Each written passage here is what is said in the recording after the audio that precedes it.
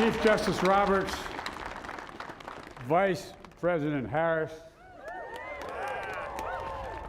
Speaker Pelosi, Leader Schumer, Leader McConnell, Vice President Pence, and my distinguished guests, my fellow Americans. This is America's day. This is democracy's day, a day of history and hope, of renewal and resolve. Through a crucible for the ages, America has been tested anew, and America has risen to the challenge. Today, we celebrate the triumph not of a candidate, but of a cause, the cause of democracy. The people, the will of the people has been heard, and the will of the people has been heeded. We've learned again that democracy is precious. Democracy is fragile. And at this hour, my friends, democracy has prevailed. So now, on this hallowed ground where just a few days ago, violence sought to shake the Capitol's very foundation, we come together as one nation, under God, indivisible, to carry out the peaceful transfer of power as we have for more than 2 centuries. As we look ahead in our uniquely American way, restless, bold, optimistic, and set our sights on the nation we know we can be and we must be. I thank my predecessors of both parties for their presence here today. I thank them from the bottom of my heart. And I know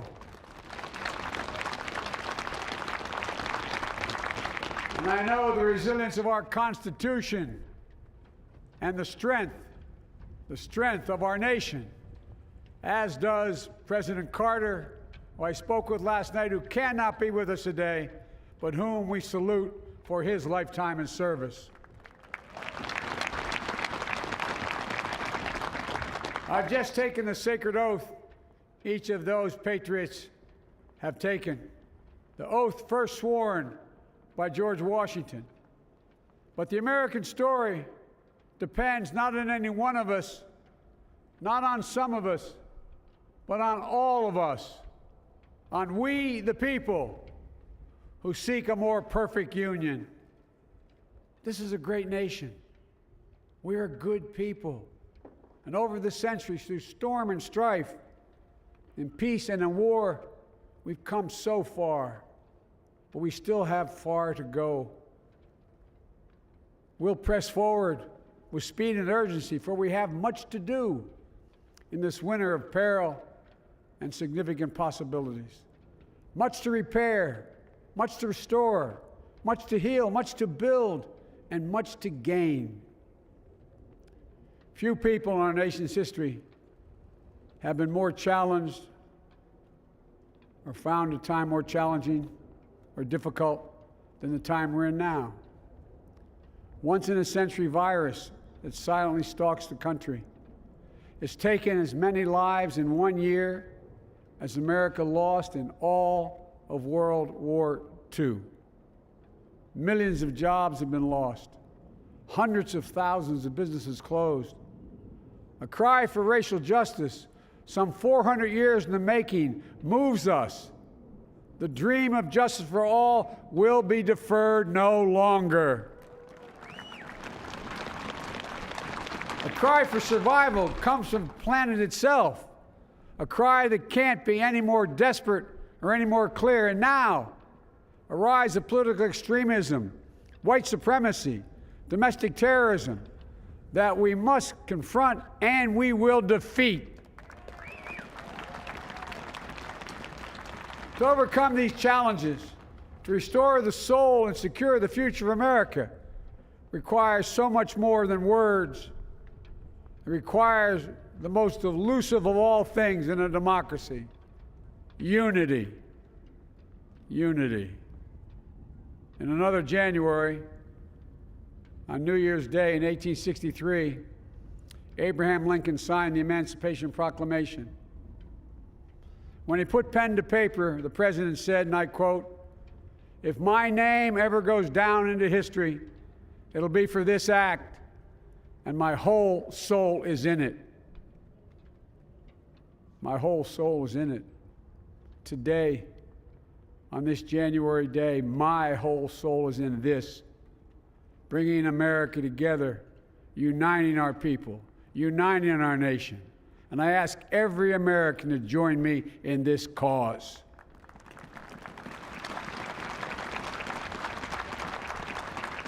Uniting to fight the foes we face: anger, resentment and hatred, extremism, lawlessness, violence, disease, joblessness, and hopelessness.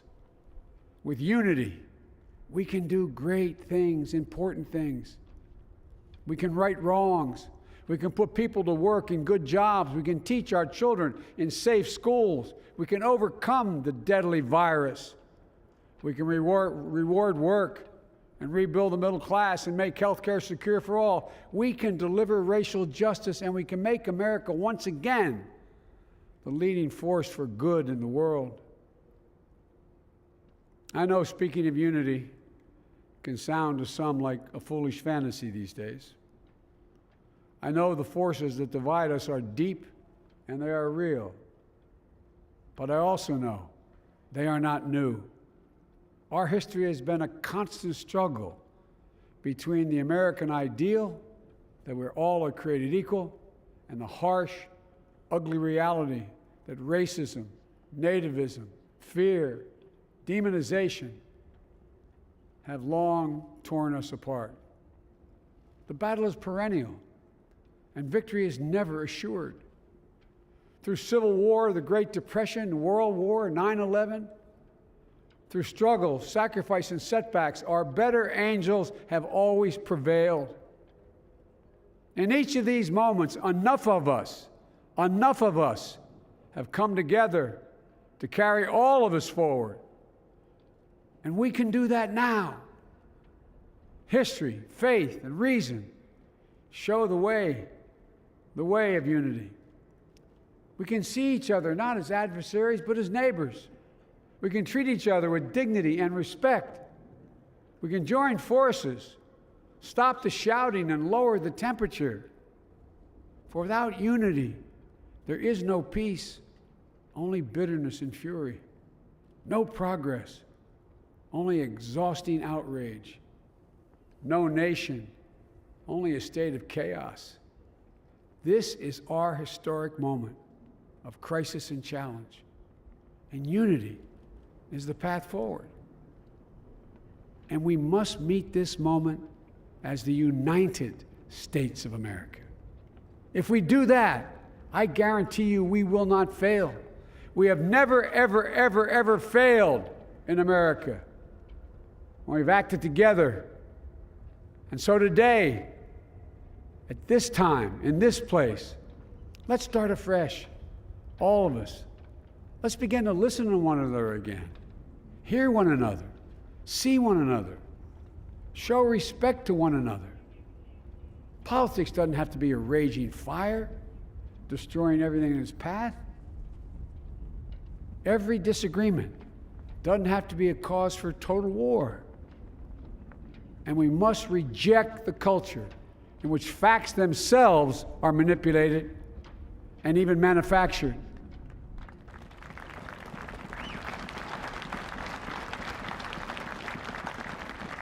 My fellow Americans, we have to be different than this. America has to be better than this. And I believe America is so much better than this. Just look around. Here we stand in the shadow of the Capitol Dome, as was mentioned earlier, completed amid the Civil War, when the Union itself was literally hanging in the balance. Yet we endured. We prevailed. Here we stand, looking out on the great mall where Dr. King spoke of his dream. Here we stand where 108 years ago, at another inaugural, thousands of protesters tried to block brave women marching for the right to vote. And today, we mark the swearing in of the first woman in American history elected to national office, Vice President Kamala Harris. Don't tell me things can't change. Here we stand across the Potomac from Arlington Cemetery, where heroes who gave the last full measure of devotion rest in eternal peace. And here we stand, just days after a riotous mob thought they could use violence to silence the will of the people, to stop the work of our democracy, to drive us from this sacred ground. It did not happen. It will never happen.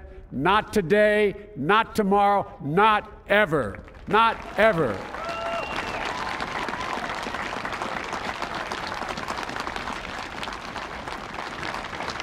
To all those who supported our campaign, I'm humbled by the faith you've placed in us. To all those who did not support us, let me say this. Hear me out as we move forward. Take a measure of me and my heart. And if you still disagree, so be it. That's democracy. That's America. The right to dissent peaceably within the guardrails of our republic is perhaps this nation's greatest strength. Yet hear me clearly. Disagreement must not lead to disunion. And I pledge this to you. I will be a president for all Americans. All Americans. And I promise you, I will fight as hard for those who did not support me as for those who did.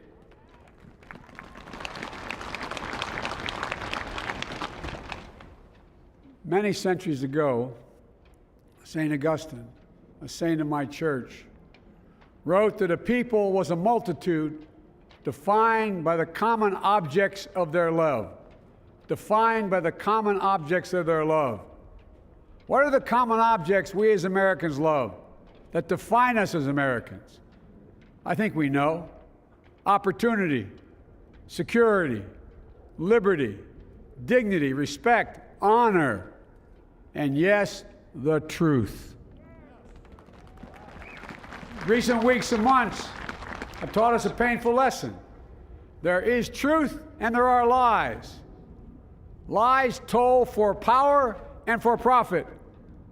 And each of us has a duty and a responsibility as citizens, as Americans, and especially as leaders.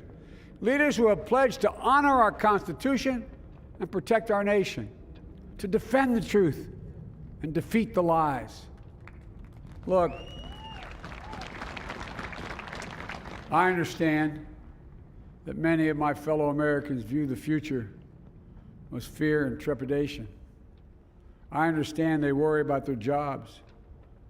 I understand, like my dad, they lay at bed at night, staring at the ceiling, wondering, can I keep my health care? Can I pay my mortgage? Thinking about their families, about what comes next. I promise you, I get it. But the answer is not to turn inward, to retreat into competing factions, distrusting those who don't look like you, or worship the way you do, or don't get their news from the same sources you do. We must end this uncivil war that pits red against blue, rural versus urban, conservative versus liberal. We can do this if we open our souls instead of hardening our hearts, if we show a little tolerance and humility, and if we're willing to stand in the other person's shoes, as my mom would say, just for a moment, stand in their shoes. Because here's the thing about life. There's no accounting for what fate will deal you. Some days, when you need a hand. There are other days when we're called to lend a hand. That's how it has to be. That's what we do for one another. And if we are this way, our country will be stronger, more prosperous, more ready for the future. And we can still disagree.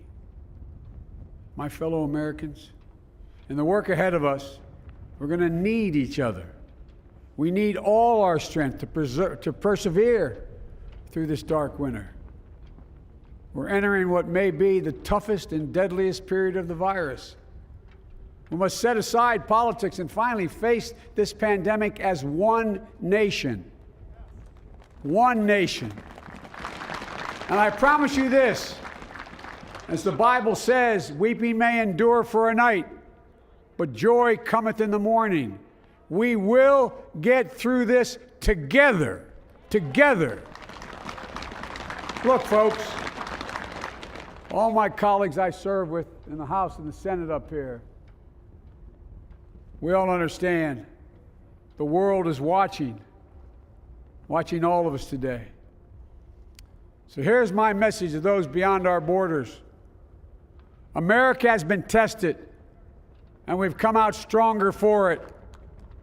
We will repair our alliances and engage with the world once again, not to meet yesterday's challenges, but today's and tomorrow's challenges. And we'll lead not merely by the example of our power, but by the power of our example.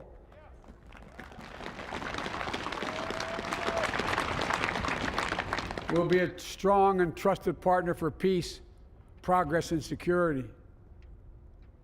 Look, you all know we've been through so much in this nation. And in my first act as president, I'd like to ask you to join me in a moment of silent prayer. Remember all of those who we lost in this past year to the pandemic. Those 400,000 fellow Americans, moms, dads, husbands, wives, sons, daughters, friends, neighbors, and co-workers.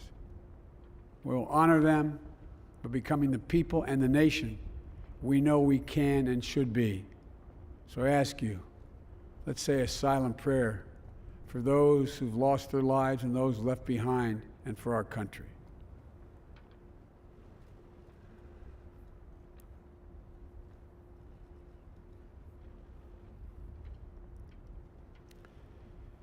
Amen. Folks, this is a time of testing. We face an attack on our democracy and on truth, a raging virus, growing inequity, the sting of systemic racism, a climate in crisis, America's role in the world. Any one of these would be enough to challenge us in profound ways. But the fact is, we face them all at once, presenting this nation with one of the gravest responsibilities we've had. Now we're going to be tested. Are we going to step up, all of us? It's time for boldness, for there's so much to do. And this is certain. I promise you, we will be judged, you and I, by how we resolve these cascading crises of our era. We will rise to the occasion is the question. Will we master this rare and difficult hour? Will we meet our obligations and pass along a new and better world to our children? I believe we must. I'm sure you do as well. I believe we will. And when we do, we'll write the next great chapter in the history of the United States of America, the American story. A story that might sound something like a song that means a lot to me. It's called American Anthem. There's one verse that stands out, at least for me, and it goes like this. The work and prayers of century have brought us to this day. What shall be our legacy? What will our children say? Let me know in my heart when my days are through. America, America, I gave my best to you. Let's us add our own work and prayers to the unfolding story of our great nation. If we do this, then when our days are through, our children and our children's children will say of us, they gave their best, they did their duty, they healed a broken land. My fellow Americans, I close the day where I began, with the sacred oath. Before God and all of you, I give you my word. I will always level with you. I will defend the Constitution. I'll defend our democracy. I'll defend America. And I will give all of you, keep everything I do in your service, thinking not of power, but of possibilities, not of personal interest, but the public good. And together we shall write an American story of hope, not fear, of unity, not division, of light, not darkness, a story of decency and dignity, love and healing, greatness and goodness. May this be the story that guides us, the story that inspires us, and the story that tells ages yet to come that we answered the call of history. We met the moment. Democracy and hope, truth and justice did not die in our watch, but thrived. That America secured liberty at home and stood once again as a beacon to the world. That is what we owe our forebears, one another, and generation to follow. So, with purpose and resolve, we turn to those tasks of our time, sustained by faith, driven by conviction, and devoted to one another and the country we love with all our hearts. May God bless America, and may God protect our troops. Thank you, America.